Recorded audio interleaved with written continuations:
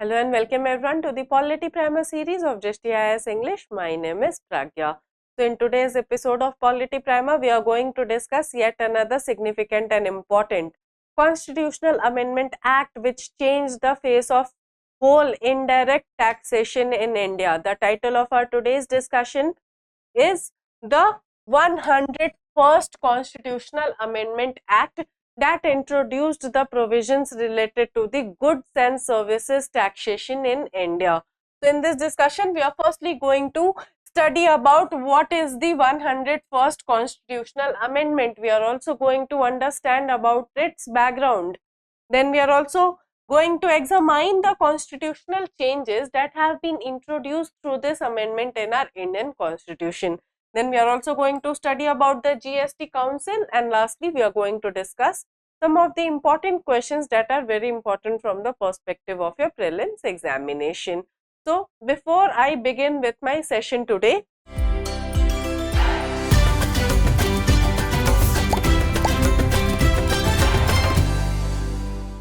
I would like you all to inform about the Holi special sale that we are running, and there is this flat 40% off on the IAS GS Foundation online course.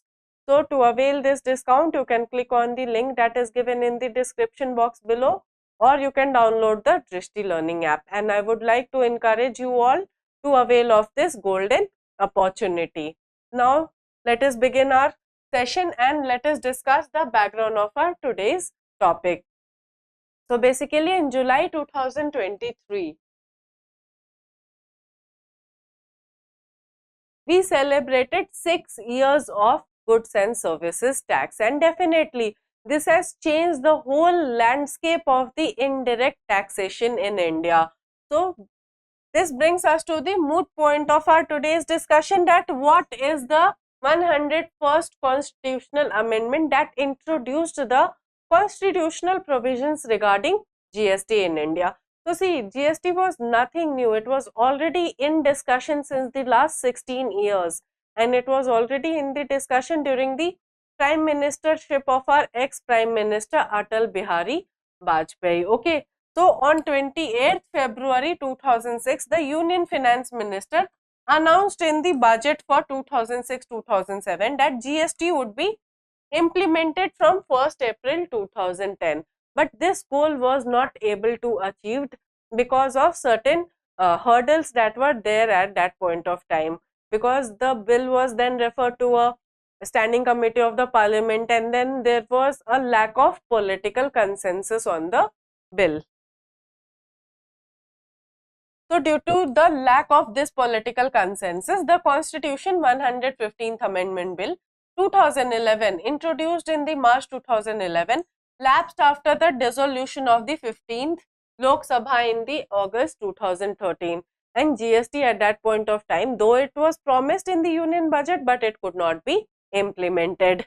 Then the Constitution 122nd Amendment Bill 2014 was introduced in the Lok Sabha on 19th December 2014, and it was passed by the Lok Sabha in May 2015.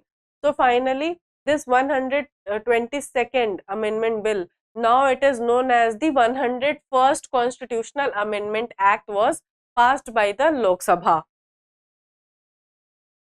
Then it was referred to the Joint Committee of the Rajya Sabha and the Lok Sabha on 14th May 2015. And after review, the Constitutional Amendment Bill was moved on 1st August 2016 based on a political consensus. And I would like you all to know about the huge contribution of our then Finance Minister Shri Arun Jaitley in achieving this political consensus. The bill was passed by the Rajya Sabha on 3rd August 2016 and by the Lok Sabha on 8th August 2016, leading to the enactment of the Constitution 101st Amendment Act 2016 on 8th September 2016. And finally, from 1st July 2017, we introduced the GST regime in India.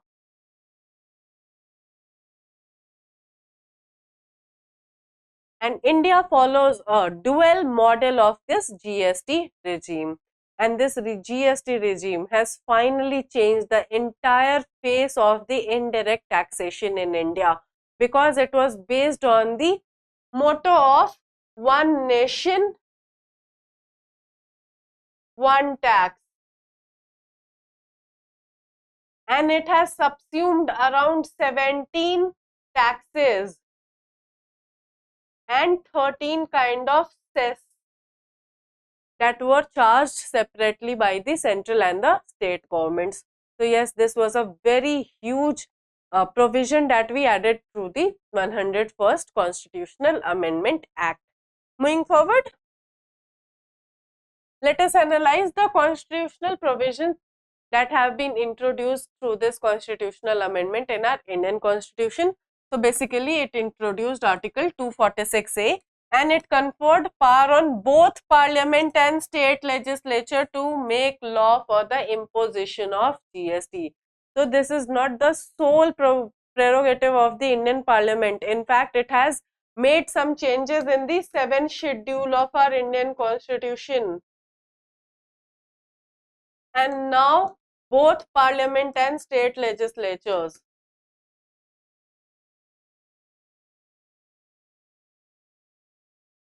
are empowered to make laws on the subject of GST. And if you talk about the residuary power of the Parliament that is given to it, it does not apply on the matters of GST. That means the state governments can also make laws on the provisions of GST. Okay.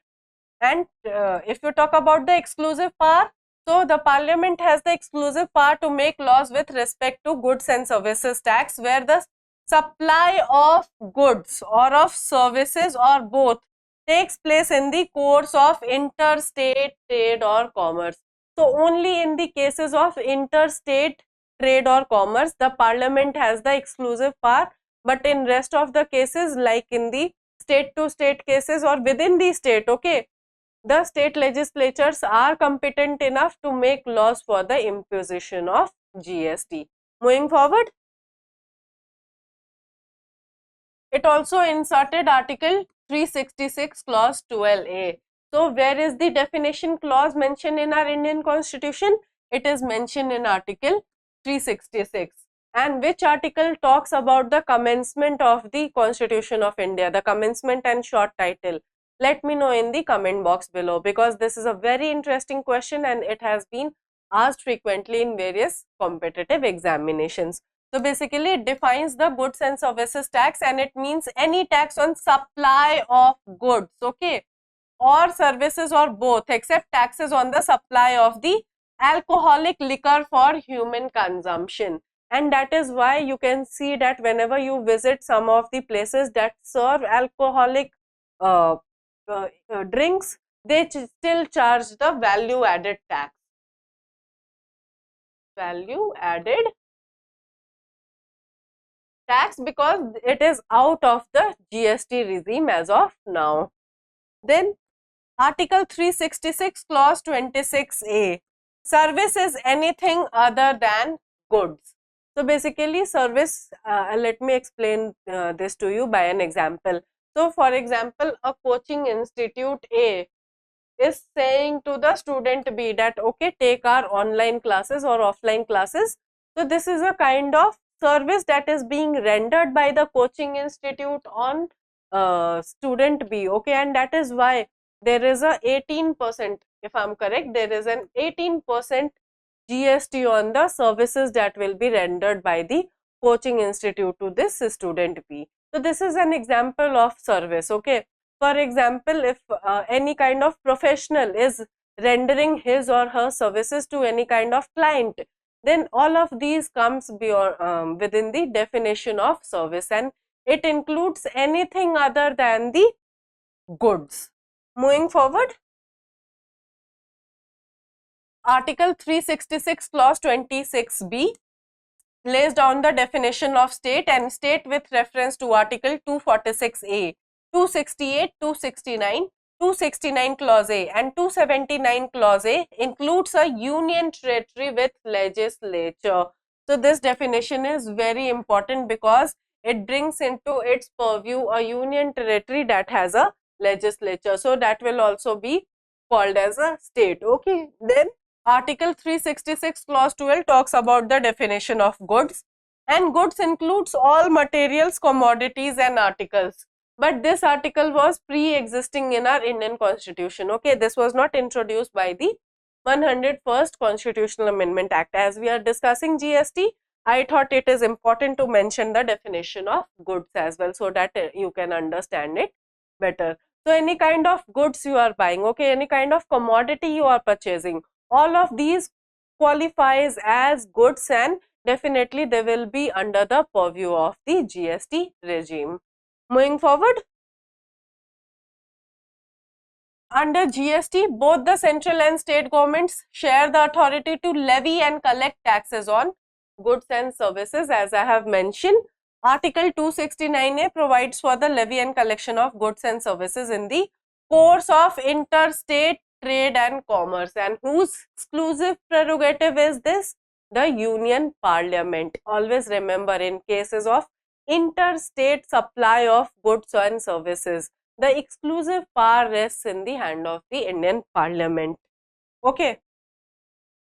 This tax is divided between the center and the states in the manner provided by the Parliament on the recommendations of the GST Council. So what do we understand by this? That although the Parliament has the sole power to levy and collect GST in the cases of interstate commerce or trade, but it will be shared with the states as per the recommendations of the GST Council. The Parliament cannot say that we are levying and collecting, so we will utilize it. No, the state governments have full rights to utilize those GST also, and the Parliament is duty bound to share it with them as per the recommendations of the GST Council. Moving forward, Article 286 of the Constitution was also amended to restrict the imposition of tax by the state on the supply of goods or services to both where such collection takes place outside the territory of the respective state or on import and export of goods in India. Again, the sole power of this collection rests in the hands of the Indian Parliament. This restriction was on the sale and purchase of goods, but now it has been replaced by the supply of goods or services or both. And who has the prerogative to decide what will be considered as a supply of goods and services? Definitely the Parliament of India. Moving forward, let us study about the GST Council, because it is a very important body that has been created through this 101st Constitutional Amendment Act, and this is a federal body which supports cooperative federalism. So basically it has been created under Article 279 Clause A, okay, and it had to be constituted within 60 days from the commencement of 101st Constitutional Amendment Act 2016. Who are the members? The members of the council include the Union Finance Minister as the chairperson, the Union Minister of State Finance from the center, and each state can nominate a minister in charge of finance or taxation or any other minister as a member. So you see, it furthers the provisions of federalism.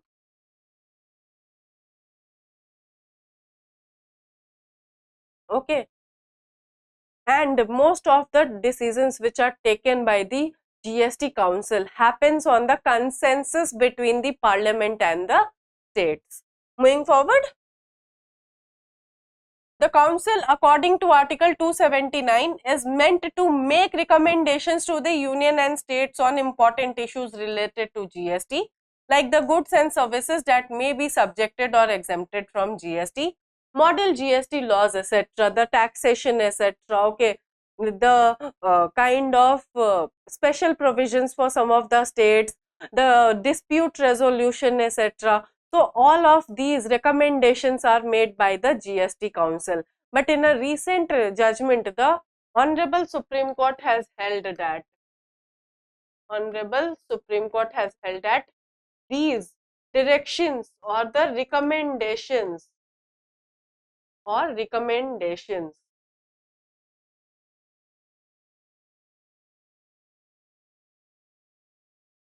not binding on the Union of India. Okay, So they are not binding in nature, they are not mandatory in nature. These are just in the nature of recommendations, and that has been a huge victory for the states in India, because you know that yes, there is a financial sharing of revenue between the parliament and the state governments, and the states often allege that they are not able to distribute the revenues on a fair and equitable basis by the central government, and that is why this is a huge victory for the state governments in India, that these recommendations that the GST Council is making to the union government is not binding in nature. It also decides on various rate slabs of the GST. For example, recently the GST Council recommended 28% GST levy on online gaming and casinos, etc. Okay, so all of these recommendations, that if you want to decrease the GST of one commodity, you want to bring it in another slab. Okay, so all of these recommendations are made by the GST Council. Moving forward, Article 279 Clause A, Subclause 7. One half of the total number of members of the Goods and Services Tax Council shall constitute the quorum at its meeting. And as per Article 279 Clause A, Subclause 11, mechanism to adjudicate any dispute arising of the recommendations of the council or implementation thereof. Okay, so basically it also talks about the dispute resolution. Dispute resolution. And the disputes can be resolved between the Government of India and a state, two states, and Government of India plus some states on one side and the other states on other side. So you can see that yes, this dispute resolution or the jurisdiction of this GST tax council to resolve the disputes is quite similar to the original jurisdiction of the Honorable Supreme Court of India. So it is quite similar to that, but one of the major loopholes as of now is we do not have a specific dedicated GST appellate tribunal. Okay, so this tribunal was to be created, but as of now we do not have this tribunal for the adjudication of disputes. With this, we come to a conclusion of our today's discussion. We have discussed the background behind the enactment of the 101st Constitutional Amendment Act. We have seen what is the goods and services tax. We have seen that yes, it has almost changed the entire landscape of indirect taxation in India. We have discussed about the GST Council as well, and we have seen that yes, a lot has been done, but a lot still remains to be done in, if you talk about the GST Act, because there has been various loopholes such as fake invoices, fake enterprises. Okay, there has been issues related to the input credit system as well. So if we want to really want to change the true indirect taxation in India, then definitely we need to have some reforms in our GST regime. Now let us discuss the previous practice question which I asked you in my previous session. So the question is, consider the following statements. So statement number 1 is, the parliament may make provisions for the incorporation and regulation of the cooperative societies. Your statement number 2 is, the maximum number of directors of a cooperative society shall not exceed 25. So which of these statements given above is are correct? Your options are, option A is 1 only, option B is 2 only, option C is both 1 and 2, and option D is none of the above. So your correct answer is going to be option D. None of these statements are correct. The state legislature, not the parliament,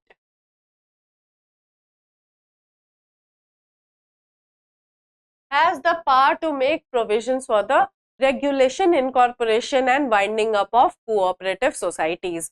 And as per the article, maximum number of directors of cooperative society shall not exceed 21. So the number is not 25, it is 21. That is why both of these statements are incorrect. Now let us discuss the practice questions from our today's session.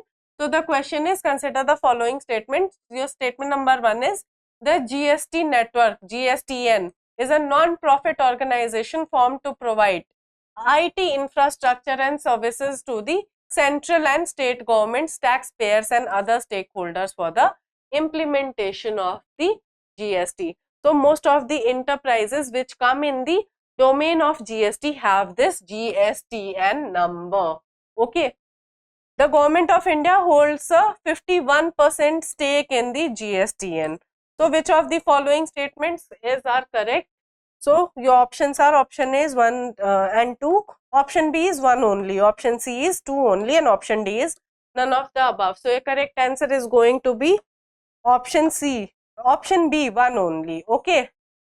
Only the first statement is correct. The government of India does not hold a 51% stake in the GSTN. Now let us discuss another question, that is, which of the following statement is not correct about GST. So your option A is, GST is like a last point retail tax. GST is going to be collected at point of sale. Your statement number B is, GST will abolish all the direct tax levied in India. It will be implemented from 1st July 2017 throughout the country, and it will be unified the tax structure in India. So your option B is correct, that yes, not correct, that yes, GST will abolish all the direct tax levied in India. No, it will abolish all the indirect taxes. Indirect taxes in India, and that is why this statement is not correct. Always read the question carefully, because some of these words such as not correct are mentioned and we often tend to mark the correct statement. So kindly read the question very carefully. Now let us discuss the last question of our today's discussion. So the question is, consider the following items. Number 1, cereal grains hulled. Number 2, chicken eggs cooked. Number 3, fish processed and canned. And number 4, newspapers containing advertising material. So which of the above items are exempted under the GST regime? The options are, option A is 1 only, option B is 2 and 3 only, option C is 1, 2 and 4 only, and option D is 1, 2, 3 and 4. So this answer will be given by you to me in the comment box below. I hope this session was insightful for you. If you have any feedback regarding this session, you can drop it in the comment box below. If you liked today's discussion and found it to be helpful, kindly like the video and subscribe to our channel for more such interesting updates. Thank you. For more informative content, like, share and subscribe, and do not forget to press the bell icon to get the notifications.